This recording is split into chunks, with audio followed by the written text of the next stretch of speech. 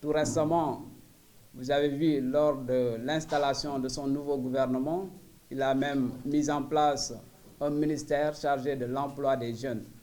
Et lui-même, il avait décrété que l'année 2017 sera l'année de la jeunesse, de l'emploi des jeunes. Et je pense qu'il est grand temps que nos gouvernants puissent saisir cette occasion. Parce que, comme je le disais, le président parlait de la formation des jeunes. Il faut que les jeunes puissent se former. Nous, on n'a pas besoin de la formation, on est déjà formés. Ce que nous demandons, c'est d'être recrutés. Et cela est bel et bien possible, parce que le manque est là. Nous lui lançons un appel solennel de pouvoir nous recevoir dans les plus brefs délais et de prendre ce dossier en main pour le régler d'une manière définitive. Parce qu'il est le chef du gouvernement et nous leur faisons confiance que dans un délai très court, ce problème sera un mauvais souvenir. Il y a 250 professeurs qui réclament leur affectation. Nous sommes sortis à la FASTEF en 2013 et la FASTEF est l'une des institutions la plus habilitée à former des professeurs. Aujourd'hui, nous sommes en 2017. Cela fait 4 longues années que nous courons derrière notre affectation. Des instructions ont été données, des engagements ont été pris avec les autorités compétentes, que ce soit le ministre de l'Éducation, M. Serigne Mbaye Thiam, que ce soit des députés comme Abdou Mbow, et la dernière en date avec M. Alioune Badara Cissé, médiateur de la République du Sénégal.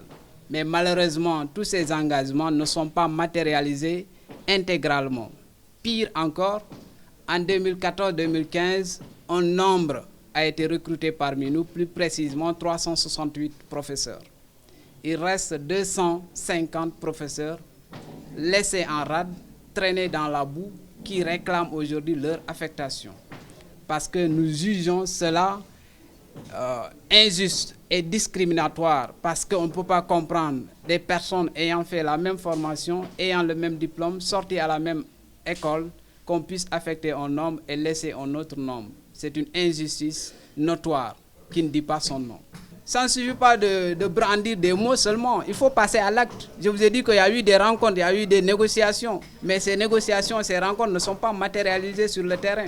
Si ces engagements étaient respectés, s'il y avait de la volonté politique, aujourd'hui, ce problème des sortants de la FASTEF devrait être un mauvais souvenir. Parce que 253, pour qui connaît le système sénégalais, je l'ai toujours dit que même le département de Dakar seulement peut absorber ce nombre-là. C'est un nombre très insignifiant. Du coup, il faut réparer cette injustice, il faut affecter ces jeunes gens qui réclament d'être affectés. Parce que l'école sénégalaise a besoin d'eux.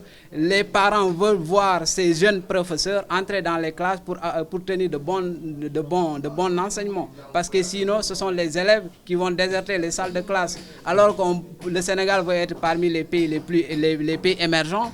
Et vous savez, comme tout un chacun, il ne peut pas avoir de développement, il ne peut pas avoir d'émergence sans un bon système éducatif. Ce que nous comptons faire, je l'ai dit tantôt, que les sortants de la FASTEF sont plus que jamais déterminés pour mener leur combat, ne serait-ce que pour être rétablis dans leurs droits, parce que c'est leur droit. Notre deadline, c'est la fin du mois d'octobre. Si rien n'est fait d'ici la fin du mois d'octobre, les sortants de la FASTEF et leurs parents se tiendront debout, main dans la main, pour combattre cette injustice.